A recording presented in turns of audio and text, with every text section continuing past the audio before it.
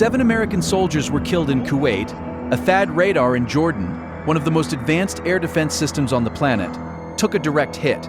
Iran pulled the trigger, but who gave them the target?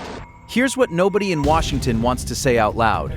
A reporter asked President Trump directly, point blank, whether Russia was feeding Iran the locations of American troops, warships, and aircraft.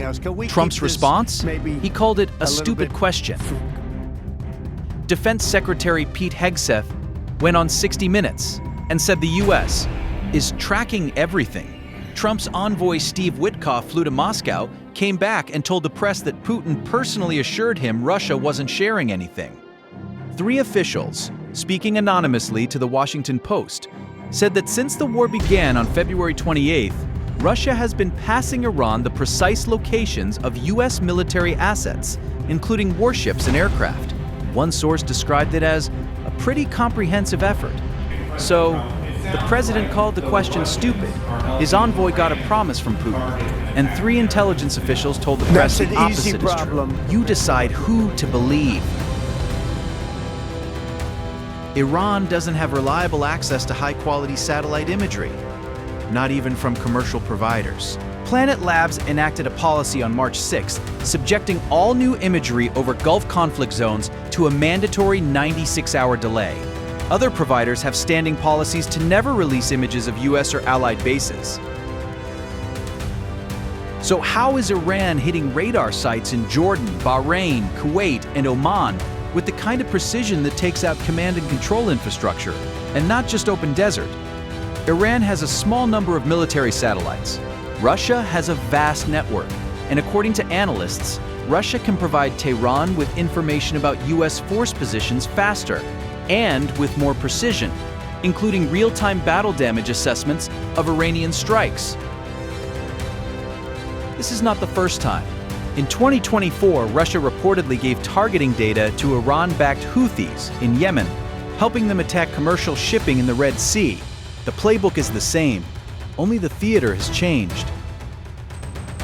Russia has now stepped up satellite imagery sharing, technical assistance, and intelligence coordination. And U.S. officials say it is actively helping Tehran refine its targeting of American forces across the region. The White House is calling it minor. The intelligence community is calling it a comprehensive effort. Meanwhile, American soldiers are dying. So Russia is feeding Iran the coordinates. But what weapons are Iran using to hit them? Because the drones flying over Kuwait and Bahrain right now, they didn't come from Tehran alone. That's next. A $20,000 drone just punched through one of America's most defended military installations. And the reason it got through? Russia had 4 years to make it better, and they shipped the upgrade back. The backbone of Iran's strike campaign is the Shahed 136, a delta-winged, propeller-driven kamikaze drone built to fly low, fly slow, and disappear into radar noise before detonating on impact.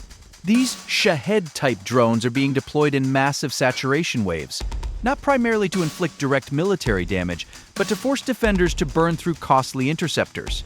While most are being shot down, each intercept costs far more than the drone itself. But here's what the headlines are missing. Russia has now used more than 57,000 Shahed-type drones in Ukraine. Through that experience, they developed versions with better navigation accuracy, stronger electronic warfare resistance, and improved communication systems. And those upgrades are now flowing back to Iran. Open source analysis of drone wreckage recovered in the UAE indicates that a Geran 2, a Russian-manufactured variant of the Shahed 136, may have been used in Iran's March 2026 retaliation. Serial markings suggest the unit originated from Russia's Kupol plant in Izhevsk, not from Iran's domestic production lines, and incorporated the Kometa-M jam-resistant navigation system. Russia is now reportedly considering supplying Iran with its most advanced variants, the Geran 3 and Geran 5. The Geran 5, first deployed in Ukraine in January 2026, is jet-powered, capable of reaching 600 kilometers per hour, and can be air-launched from fighter jets. It no longer resembles a cheap drone. It resembles a cruise missile. And by January 2026, Russia had mastered using Starlink internet connections to remotely control these drones in real time, turning a pre-programmed kamikaze into a precision-guided weapon. Upgraded drones, jam-resistant navigation, real-time Starlink control. Now combine that with the intelligence sharing we talked about, and the question becomes, who is actually running these strikes? Stay with me. Imagine your enemy can see every ship you have, every aircraft you've scrambled, every radar dish you've powered on, in real time. That's not a hypothetical. That's what's happening to America right now. Multiple intelligence agencies across Washington and Europe are now pointing to the same conclusion. Russia is providing Iran with intelligence about the locations and movements of American troops, ships, and aircraft. The first clear indication that Moscow has sought an active role in supporting Tehran's military campaign. According to the Wall Street Journal, citing a senior European intelligence officer, Russia has been providing satellite imagery directly from its aerospace forces fleet. And if those images contain specific details about aircraft types, munition sites, air defense assets, and naval movements, they carry direct targeting value for Iranian strike planners. Beyond satellite imagery, Russia has been sharing tactical guidance drawn from its own drone operations in Ukraine, including how many drones to deploy in a single wave and at what altitudes to fly them to evade air defense coverage. The assistance could help Iran locate American warships, radar installations, or communication systems. Though U.S. officials caution there's no indication Moscow is actively directing Iranian strikes themselves. That's a critical distinction, but also a thin one. You don't have to pull the trigger to be responsible for where the bullet lands. The Washington Post noted this marks a significant shift. Experts previously believed Russia would stay out of the conflict and limit its response to diplomatic condemnations. Moscow's entry as a hidden intelligence partner changes the entire geometry of this war. Russia isn't just supplying intelligence, they're using this war as a testing ground. Everything Iran fires at American bases right now is generating data for Moscow, and that data is being used to build the next generation of weapons. That's segment 4. Every drone Iran fires at a US military base isn't just an attack. It's a data collection exercise, and the entity collecting that data is Russia. Here's the dimension of this war that no one is talking about loudly enough.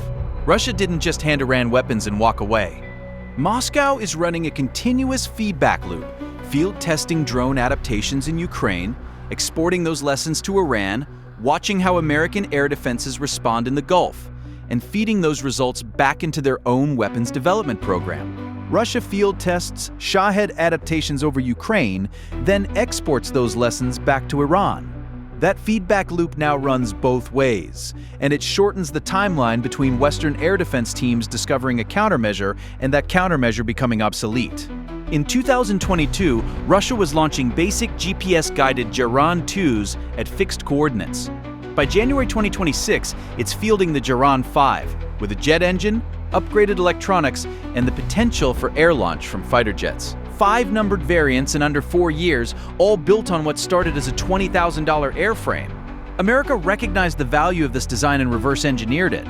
The US military's LUCAS drone, the low-cost uncrewed combat attack system, is essentially a clone of the Shahed 136. At $35,000 per unit versus $2.5 million for a Tomahawk cruise missile, the cost logic is undeniable. The irony is complete. America is now flying a weapon born from Iranian-Russian cooperation against Iran. Meanwhile, Russia has scaled production of its domestic Shahed variant to 3,000 units per month as of the end of 2,250, obtaining Western components through covert procurement networks spanning 8 countries, despite international sanctions.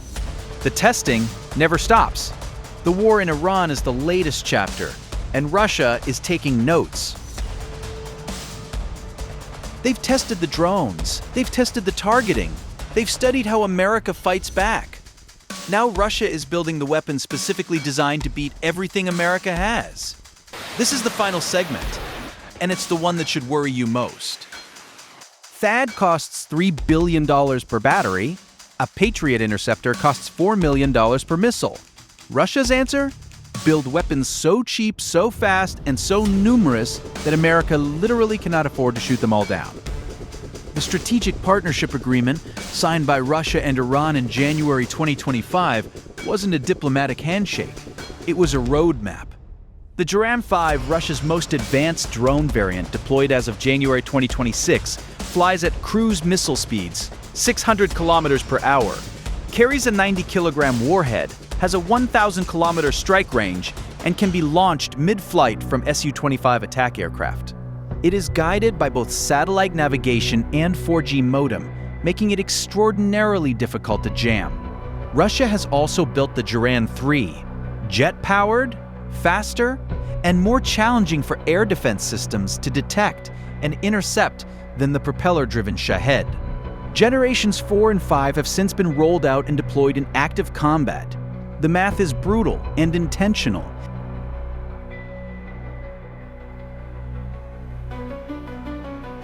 Patriot interceptors must be prioritized against ballistic missiles. If they are used too extensively against cheap drone swarms, stockpile shortages will emerge. Without sufficient point defenses at U.S. military installations, Iranian drones are getting through and causing damage across the Middle East.